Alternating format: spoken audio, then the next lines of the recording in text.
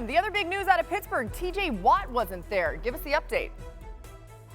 Well, if Aaron Rodgers was looking to say hello to his standout edge rusher, he wasn't there because T.J. Watt is looking for a new contract. He's in the last year of his current contract that's scheduled to pay him just over $21 million. And like so many pass rushers this offseason, Watt is looking for a significant raise right now from Pittsburgh. And until he gets it, he plans to stay away. The same is true in Washington with the Commanders' standout wide receiver Terry McLaurin, who hasn't shown up for any offseason activities, including today's mandatory minicamp. He, too, is looking for a new contract. He's in the final season of a deal that's scheduled to pay him just over $18 million this year. Wants that new contract. We'll see if he can get it. And a similar story in Cincinnati, where the Bengals' disgruntled standout pass rush Trey Hendrickson is looking to get a new deal. He led the league in sacks last year, wanted a contract then, didn't get one, and has been in a standoff with the Bengals this offseason trying to get a new contract that has proven to be very elusive. So Hendrickson, McLaurin, Watt, a handful of a number of key players making a statement before their teams go on summer break before training camp. And if you're wondering what Joe Burrow thinks about Hendrickson's absence and what's going on with the Bengals, he spoke about it today. Let's go there now. Of course. Last year we had 2, this year we have 1, so we do have less. You'd love to have none, but, that's life in the NFL. We're all supporting Trey and would love for him to be back. Now, whether Trey Hendrickson gets his hands on the quarterback or not, his presence is often enough. Hendrickson created 26 sacks last season thanks to his pass rush, nearly double any other player in the NFL. It's also by far the most in a season since ESPN introduced win rate metrics back in 2017. Marcus, how concerning is Hendrickson's absence and also just how slow this whole thing's going, right? Well, it's concerning because of how bad this defense was last year. And he was the one bright spot that we could talk about all season long with his production and his ability to get after the quarterback and actually keep Cincinnati in some games by turning the football over in opportunities. But Boogie, this is one of those situations where there's only a few seats at the lunch table. And we saw the Cincinnati Bengals make a commitment to T. Higgins and Jamar Chase this offseason, which we thought T. Higgins might be the guy go and get paid as a number 1 wide receiver at another team. But you look at Trey's production, you look at what he's meant to this defense, you look at where this defense is based on what we watched them do last year, and you would think that they would absolutely want to bring him back. But ultimately, when you laid that table of making sure both of these wide receivers were compensated at a very high value, and obviously Joe with his contract, this decision was the last one to be made, and I thought they would be a little bit apprehensive. One, because money may be low in a certain situation, and also, how do you value this defense as opposed to thinking you can score 40 a game like they almost did last year? Well, Big Swagoo, they're down not only 1 significant pass rusher, but 2. Their first-round draft pick, Shedeur Sanders, has not shown up for off-season activities, is not practicing with the team, has been in the building, and took the time today to basically poke fun or criticize the Bengals front office for its history of signings, saying that they put themselves in this position. They have not gotten him signed. They've asked him to essentially include a clause that would allow him or require him to forfeit guaranteed money if he got cut. It's complicated. It's a little convoluted. But the fact of the matter is the Bengals want certain protections in the contract. And the rookie first-round draft pick is there in the building, not only there, but criticizing the team while he is there. Man. And Schefter, look, thank you for that report, Schefter. Let me say this, man. Who the hell is advising these people?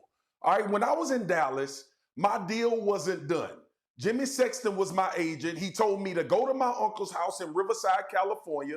Let me get this thing worked out. I'll stay in communication with you, and you show up after you have a contract and we have an agreement. Why in the hell? And this is not about talking to Schefter or any. Why in the hell is this man agent letting him be at minicamp? I get wanting to be around the team and establish a culture and all of that. Brother, you are not under contract with the Cincinnati Bengals right now. Let your agent handle that business, and then you show up when y'all have an agreement in place. I feel like his advisement is the worst part of this entire situation. No, it's just essentially a situation where he's there and he's not required to be there. And the biggest statement that Shedeur Stewart could make is not showing up. That's the biggest statement he could make. Right, and that's what, I mean, listen, that's what we see a lot of guys do. It all ends up working out at some point, or it doesn't, and they go somewhere else. That's not going to happen in this case, I'm going to get my agent certification. Hey, I'm going to get my agent certification. Go take a deep breath. Elsewhere in the division, the Browns quarterbacks continue to compete for the starting spot, and they were out at mandatory minicamp today. Shedeur Sanders spoke this afternoon about his comfortability in a crowded Browns quarterback room. It's just a mindset, it's just an adjustment. You got to go and understand the situation that you're in and be able to approach that and get the best out of it. So you could view things as you're not getting reps in a negative way, or you could view it as, okay, when it's my time to get out there. So there's no excuses, because when you get out there, nobody cares how many reps you got. Whenever you get in the game, nobody cares if you took a snap before. You know, like, they care about production. So that's the main thing. When you get out there, you got to be able to produce. I like that. Well said by Shedeur. Our Browns reporter, Daniel Oyefusi, was out at practice today. Daniel, what did you see from the quarterbacks with your own eyes?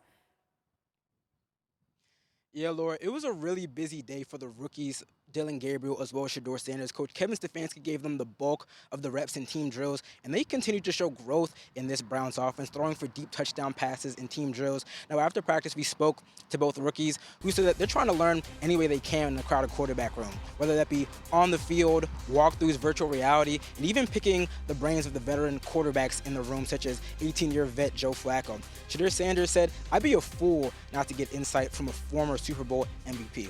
Now, we also spoke to Sanders about the lack of practice reps that he's gotten at times as seemingly QB4 on this depth chart. But Sanders said that there's no excuses for him. He's just looking to take advantage of every opportunity he gets. Now, when I asked Sanders what his goals were for this summer, he said he's not worried about the quarterback competition that looms over every practice. He told me, when it's my time to play, it's my time to play.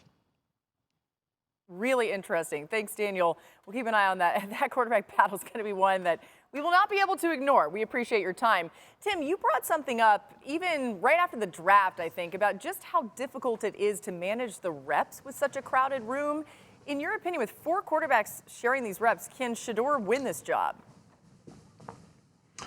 To start the season, no, I don't believe so, Laura, because, the inside track on the reps are going to go to Joe Flacco and Kenny Pickett.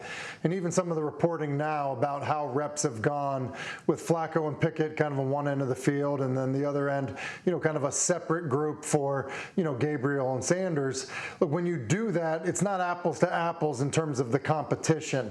It's the pro version of varsity and JV, when you do it that way. So there's not enough time, to give all 4 guys like a legitimate shot to be the week 1 starter. Now, it doesn't mean, guys won't eventually get their chance. It just means to start the season, that's how it's going to go. So until, you're getting reps with Jerry Jeudy and David Njoku and guys like that, that's not, you're not in the mix. So, look, but I would just point out what he's saying is exactly correct about even if you get 0 reps, you're expected to play well. That's a perfect posture to have for a young quarterback. Yeah, I agree. I thought he was handling the questions really well there, and that's good to see.